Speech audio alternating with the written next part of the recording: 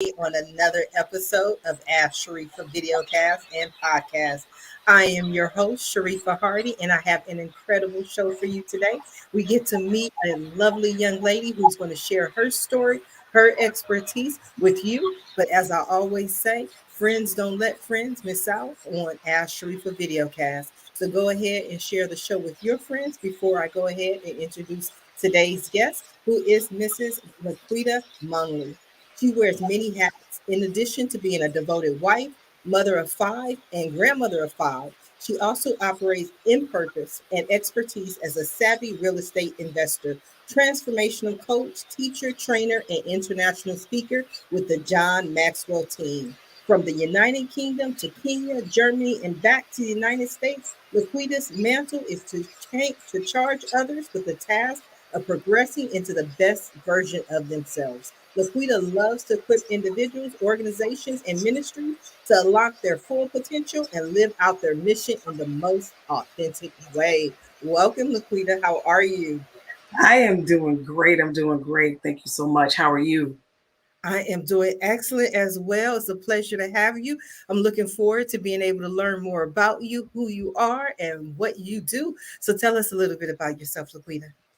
Well, you know what? There are three things that I'm really passionate about myself, and that's the fact that I'm a wife, a mom, and a grandmother. And I have to be honest, being a grandmother is the best phase of my life so far. I had some pretty great things to happen before now, but right now being a grandma, that's the best. That's the best. But in all of that, the Lord has blessed me to be an international speaker in ministry. He's opened some opportunities and some doors from 2010 until now for me to be able to minister the gospel in a number of countries. I don't want to say quite a few because there's a lot yet I've been to visit. And also as a John Maxwell speaker, coach, and trainer, the Lord has blessed me to be able to partner with some amazing people and organizations and helping them in their leadership development. So that's kind of who I am in a nutshell. Well, I love it. I love it. I'm looking forward. I'm not a grandmother yet, but I'm looking forward to that area of my life. My children are 24 and 27. So one day I'll get there. No rush, but I'm definitely looking forward to it. No, you say a highlight for you or something you're passionate about is ministering the gospel. Where does that come from? What gives you that passion? Life. So, life happens, right? I was born and raised in a Christian home Hmm. from the time I can remember. But as a young person, I was in the church, but Christ wasn't in me. And Hmm. then I started adulting, or what I thought was adulting, and Right. failing miserably in that attempt at adulting. And it brought me to a place at about age 25 where I began to realize there's a difference between religion and relationship. And what I Mm. needed was relationship with Christ. And it was through developing that relationship with Christ that I also realized I had no idea who I was. Hmm. Didn't know who he really was, had heard of him and about him, but didn't know who he was. And the more that I got to know him in an intimate way, I fully realized who I was in Christ and why Hmm. he allowed me to be born in this earth. And through that journey, I developed a passion for helping other women, men and women, and couples, if I can say that, um, know who they are and to find their places of courage, destiny, and power through their relationship with the Lord Jesus Christ. Hmm. So when you say you didn't know who you were and then you Mhm. found out who you were, what changed in your life? So at that point, when I realized I didn't know who I was, my husband was getting ready to make his first tour to Iraq. He was doing the initial invasion of Baghdad.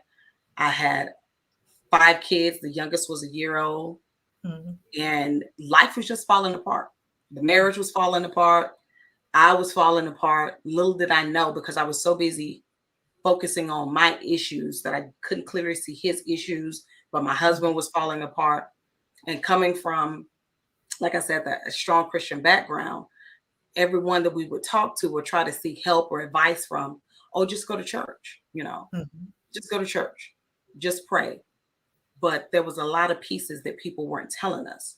And that was the biggest thing, was the relationship. Going to church and entering the building wasn't fixing my problem. And I'm a Right. verbal individual. So that's not working. Like, me going to Right. church is not fixing it. The prayers that you guys taught me to pray as kids, that's not fixing it. You know, those parables don't mean a thing. It's not fixing my real life issue.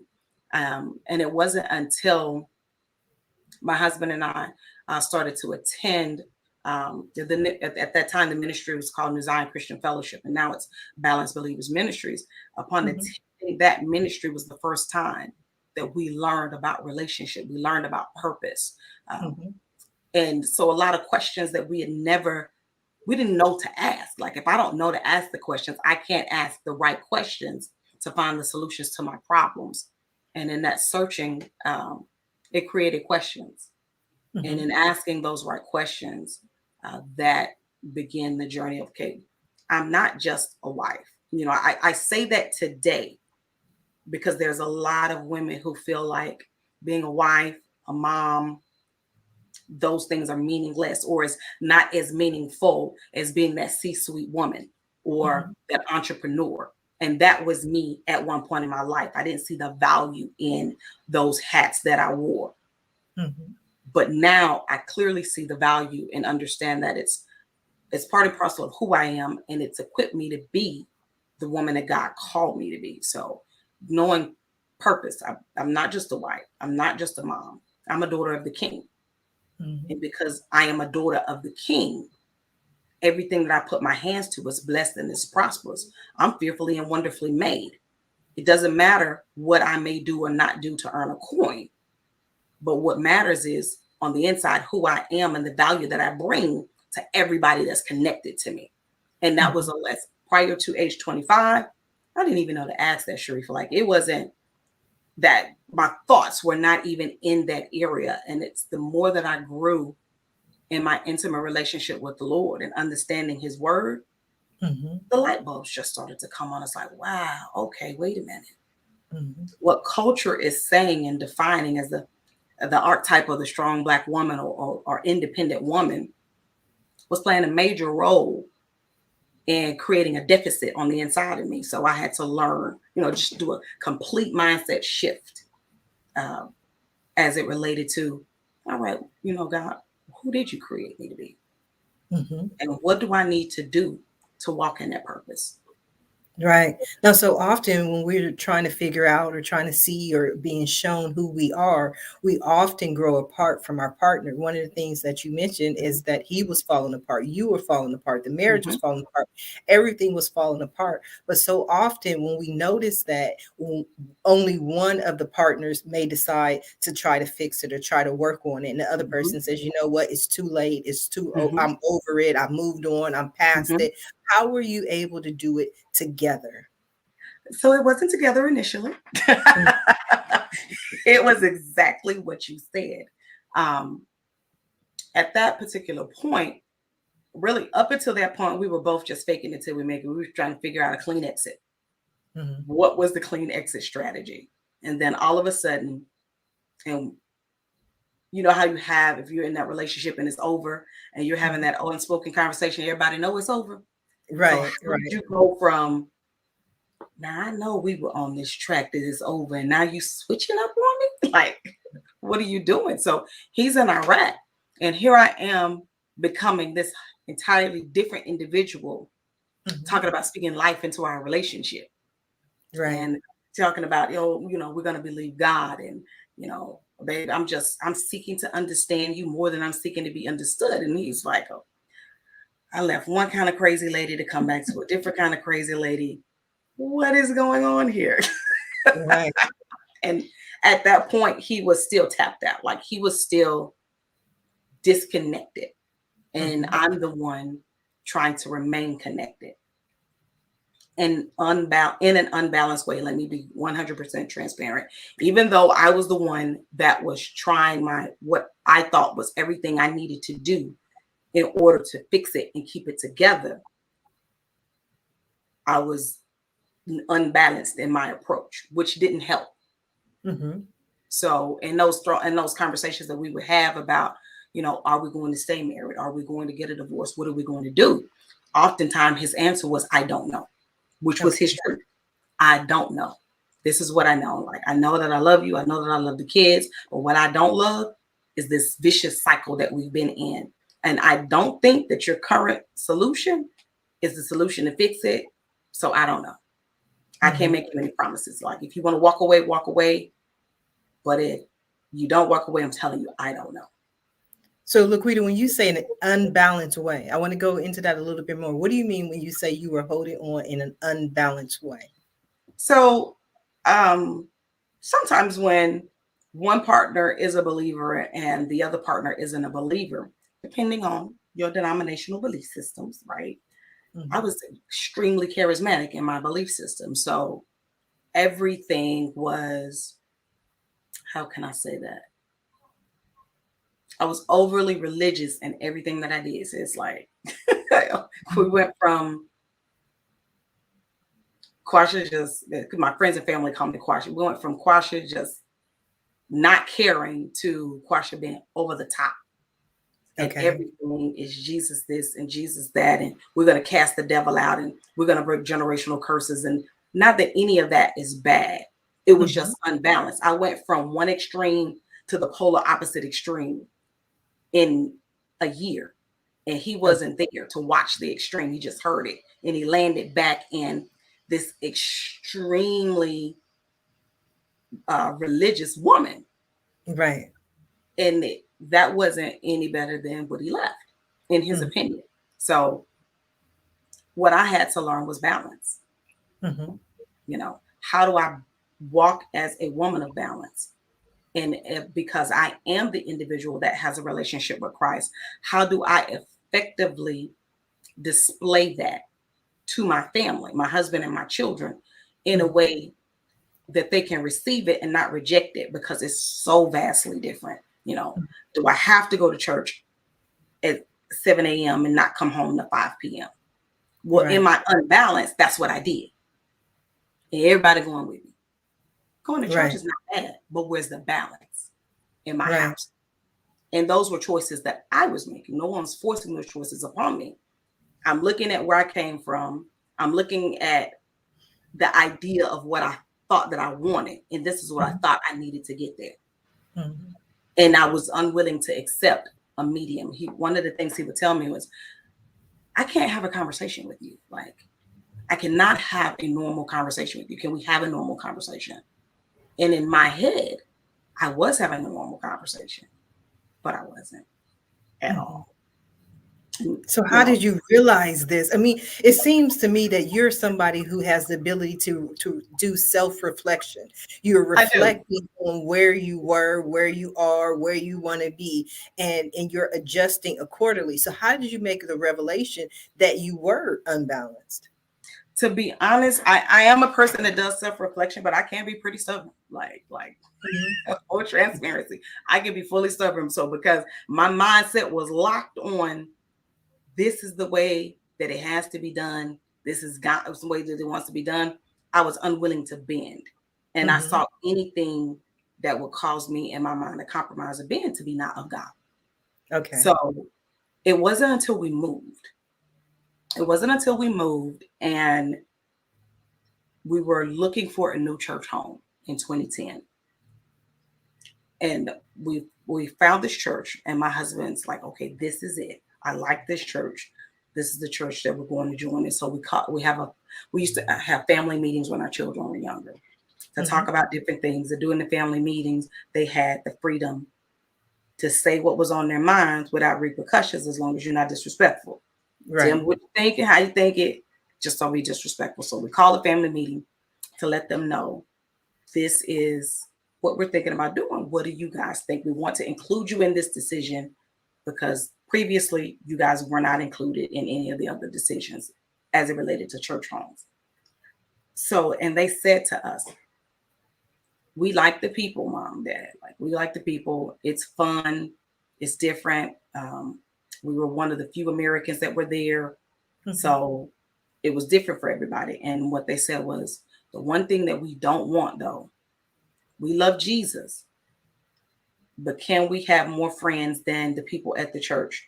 Can we not have to be at church all the time? And can you guys not be so involved in stuff at church that when we're out, you end up talking to other people and not really focusing on us, like not talking to us. Those are like the big takeaways.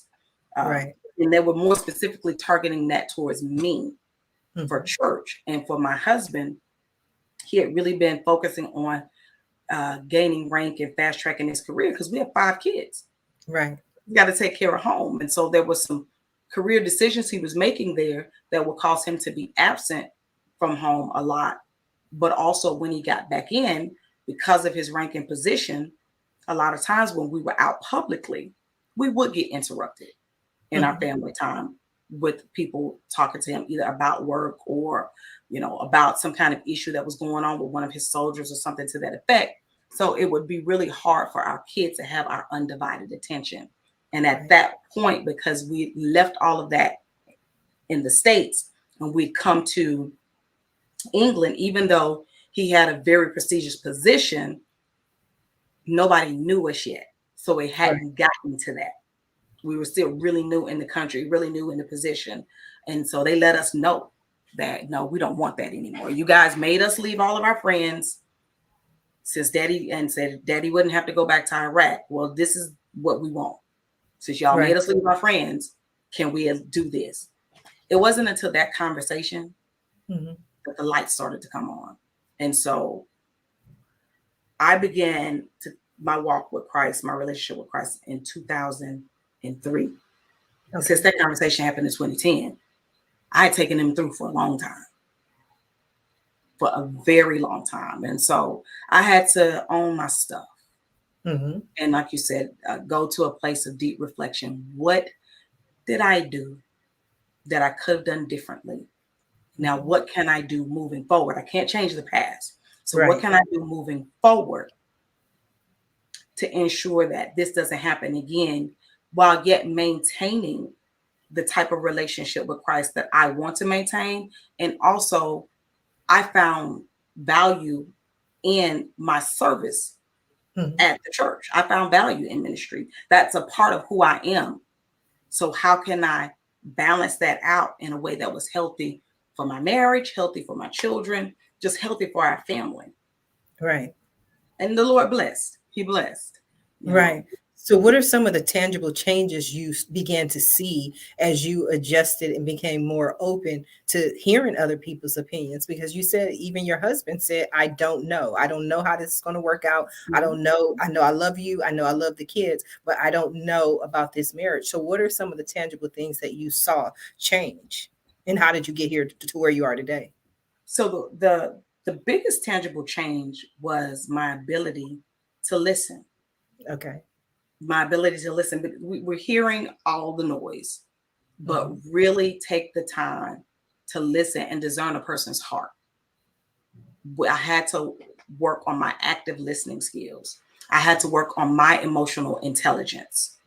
You know, and now that I'm listening, I'm receiving and understanding that this is your thoughts, your feelings, your emotions. I'm going to validate it. It does not mean that I have to agree with it, but I cannot devalue what you're thinking and how you're feeling.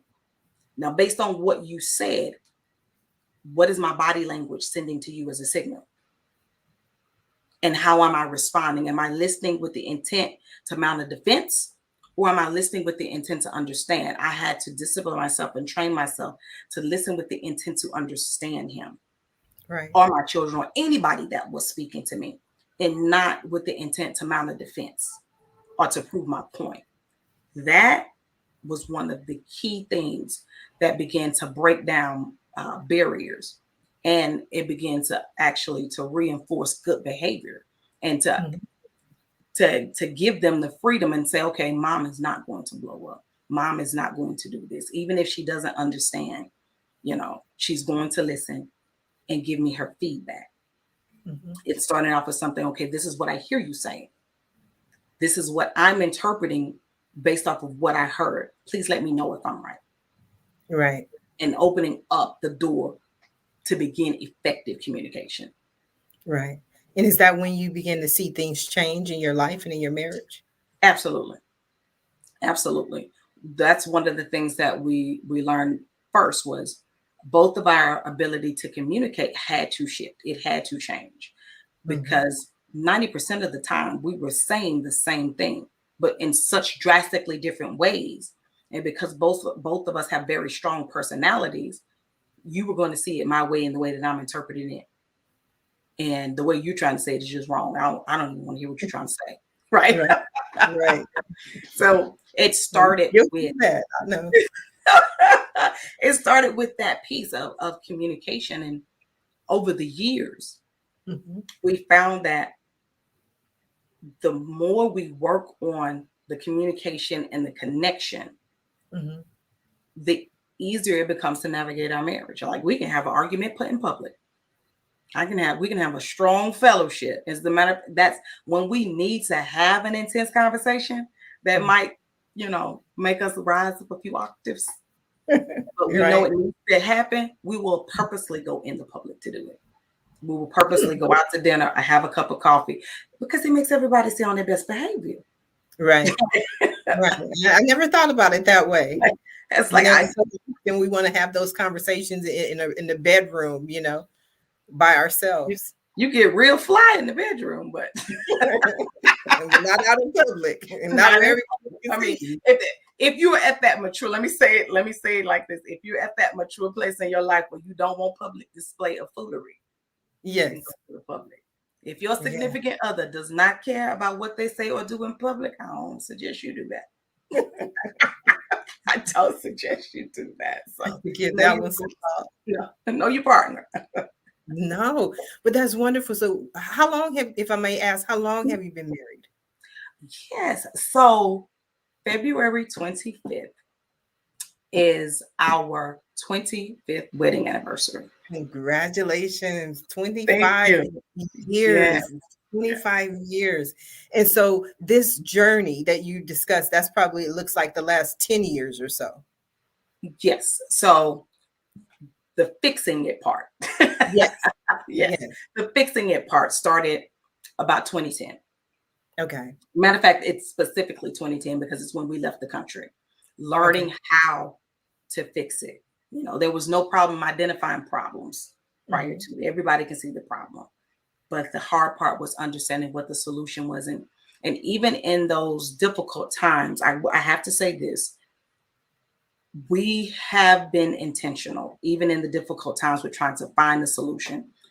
Finding the solution was the issue. We probably from about year one, we started going to marriage counseling Okay. because we got married as kids. I met my Mm. husband when I was 15. So we've Oh, got wow.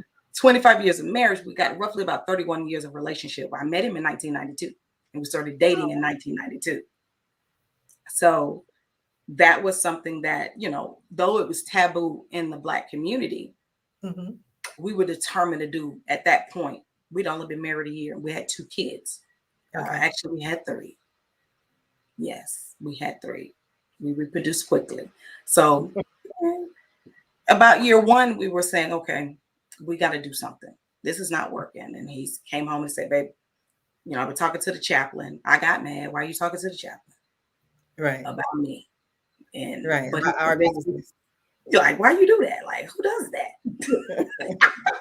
Who does that? And he did. And I did agree to go. And the chaplain, it was beautiful. Like he pointed out some things to us. And Mhm. through working with him, he helped us understand that just because the kids came did not mean we had to lose sense of self and why we love each other in the beginning. Right. And so you have to fight to maintain that. Now, even though the chaplain told us that in 1998, 1999, as we were seeing him, did not mean that we knew what to do with the tools. We were still kids. Right. By the time 2010 rolled around, we were a lot more mature and started to pay more attention and could understand how to use the tools Mhm. that therapists, counselors, senior pastors were giving us to try to make things work out better in a good way. Right. So in this process now, 25 years, 5 children, 5 grandkids. At what point do you go into real estate? So that happened about baby number 5. So Okay.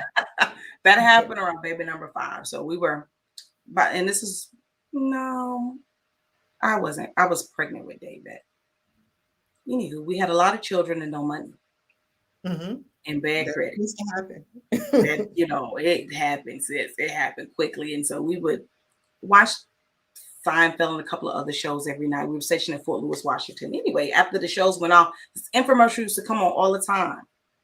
And the whole point of the infomercial was to get into real estate as a real estate investor. And you can do it with no money down and no credit, bad credit, no problem. And we were seeing this over and over and over. And one night we were like, okay, that's us. Something's got to give, right? I keep having all these children. I can't go to work. You pay all the daycare costs, right? And so we eventually saved up enough money to purchase a portion of the course. Okay. And at that same time, we were moving. It was time to move. And we were leaving Washington, coming to Texas. And I had one job. And that job was to study the course, learn from the course, and purchase us our first property. So that was my job to do while my husband was fighting for our country with the initial invasion of Baghdad. And I thought I did an excellent job and found a property. When my husband came home on mid-tour, he came, looked at the property. It was great. We would put in, all the money we had into making it work. He went back to spend the next 6-7 months back over in Iraq, came back again home. Everybody's home celebrating. Then 2 weeks, boom, property gone. The owner says, oh, no, I changed my mind. This one. Oh, wow. Wow. And the thing was, there was 2 steps that would have cost me maybe $200. Okay. But I didn't know about those final 2 steps that would have prevented that owner from doing that. And so by the laws of the state of Texas, it wasn't ours. And so here we are. No house, 5 kids, a dog, my husband dealing with post-traumatic stress disorder, and we homeless. Oh, wow. And all of that's resting on me. Like, I had one job and I failed at it miserably. That tested all of the Jesus in me and him. If I ever doubted in my mind if he loved me in that moment, oh, he loved me. I don't know why. He's still here. He's still hanging in there. It's like, oh, I don't. Whoo.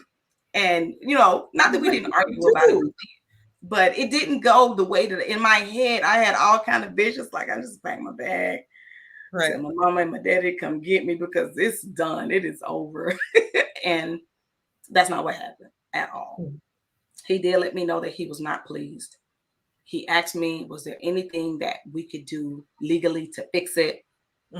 Once we sorted out that there was nothing we could do legally to fix it, he said, okay, well, what are we going to do? I got to figure out what to do. Right. And the only thing I knew to do in that moment was go to the Lord in prayer. That's all I had. Right. That's all you need. That's all I knew. Exactly. Like, I didn't have a quarter, a nickel, or a dime. And at that point, we love as women sometimes to say that men have a lot of pride. We have a lot of pride. We just display it differently. And even though I was in the middle of all of that, since I did not want to ask for help, like, how am I going to go down here to this church? Right. Tell them what I did and then ask for help. So I went into prayer. He did go have the conversation. Now, I don't know if he went to ask for help to get a house or ask for help to not knock me out. Like, how do I keep from harming my wife? She lost her house. This is what she did. Like, I don't quite know the details of that conversation. Bishop won't tell me, and being ain't revealing it. So I'm gonna just believe God it was well. But after coming, I did go to the Lord in prayer, and after coming from out of prayer, the Lord gave me some instructions, and I went to. For those of you that might not be familiar with military structure, I went to our housing office. It's the end of the day, sis. It's like 4:30, 5 o'clock. people go, I was a government employee. I clocked out mentally at 3. I wasn't doing too much work for nobody after then. And I knew that. So, Right. but I That went is tough. anyway. Yeah, I went anyway. And the Lord had the right somebody. And I told her my story. Now, this wasn't the Army's issue that I had mismanaged. It was not their issue to fix. I told her what happened. She looked at me. She said, "Baby, you did what?" Wow. And I told her, tears streaming. And she said, "You know what? I'm going to help you." Like, she wasn't supposed to help me. Right. She was not supposed to help me. That next day, we went to see the house. And we had the keys, and we moved in the house. And the government moved us in the house. And we were there in that house until 2008. And so the world fell apart in 2004. My husband was coming back from his first tour in 2004. By 2008, that the whole divine reset would bring our family together.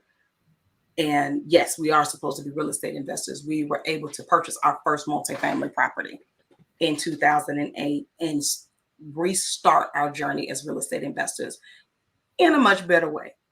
You skipped. I want to go back, Peter, not to cut you off, but you said the lady helped you. The next day we moved into the house. And I'm like, where did the house come from? Where the house came from. Thank you for saying that, because sometimes I forget everybody don't speak Army. So we moved into government quarters. Okay. So we moved onto the Army base. We moved onto the government installation. But there's ways to do that. And we did not follow the right path. We didn't qualify to go, not the way that it happened. Like, we were entitled to have quarters, but we were supposed to have to wait about 6 months to a year to get them. Right. Just because I created a problem did not justify the Army fixing the problem immediately. Now, if that problem would have arose through no fault of my own and been an unintended emergency, like something I couldn't have helped, that's a different matter. But I created that problem. Right. And since I created that problem, we should have been financially fit to fix it. And we probably would have been if I wouldn't have created the problem. Right. So, but sometimes you still need a miracle. You still need some assistance. You still need God to step in and give you a blessing. That was a blessing that you were able to get. I'm telling you, the Lord set that lady up to be my ram in the bush. Yes. I'm like, maybe it wasn't supposed to happen that way, but it did happen that way. That's a blessing. Yeah, it was that, and that's the blessing. I mean, that is the blessing. I made the mistake, yes. Lord did provide a solution. Very much so provide the solution. That was a miracle in and of itself.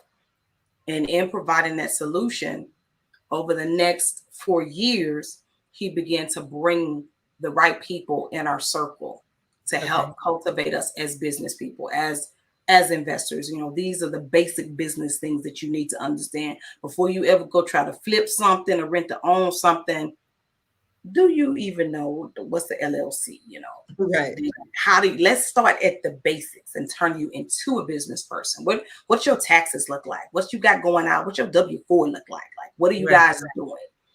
We begin to meet those people and allow them to teach us what we needed to know. So by the time we got to the place to purchase that first investment property, we were more than ready. We were more than ready. So the first mistake didn't mean it was the end.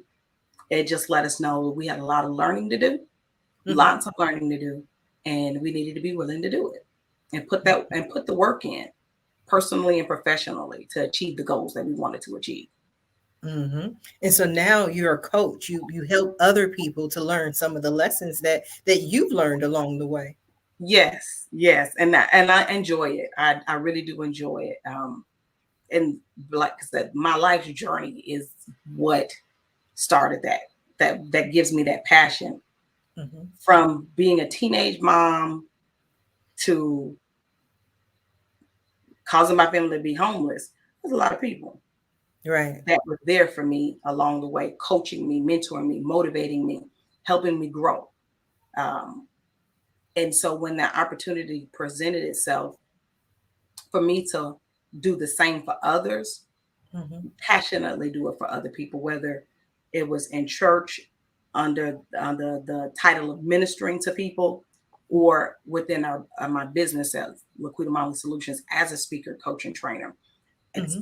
I'm very passionate about helping people um, walk in their greatness to become the individual that they want to become. Mm-hmm. So, what are some of the areas that you work with people on? Can you know when you say walk in their greatness? Do you work with, just women? Do you work with entrepreneurs? Do you have a specific focus? Mostly it's female entrepreneurs, Mm-hmm. and the focus ends up the clients will come for entrepreneurship coaching, but Mm-hmm. really it comes down to identifying who I am. Mm-hmm. You know, who are you? What are your core values? You know, what is your purpose? You know, what purpose is it that you're pursuing with this business? And setting that up, then we can begin to map out a plan Mm-hmm. based on those things. Whether you're selling widgets or installing lashes, you know, what is the why behind it?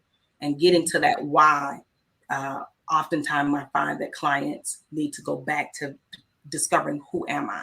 Because Mm-hmm. whether if you're installing lashes, why are you passionate about installing lashes? Why is it? Are you doing it just for money? Because if that's the why, that will burn out quickly because Mm-hmm. people will annoy you and you won't care about the money. Mm-hmm. But if your passion is based on something greater than that, then you will. Like, it's one of the sisters that I know really well. She's an esthetician because she loves to make women beautiful. Mm-hmm. That's her ministry, to help build up their self-confidence and their self-esteem, you know.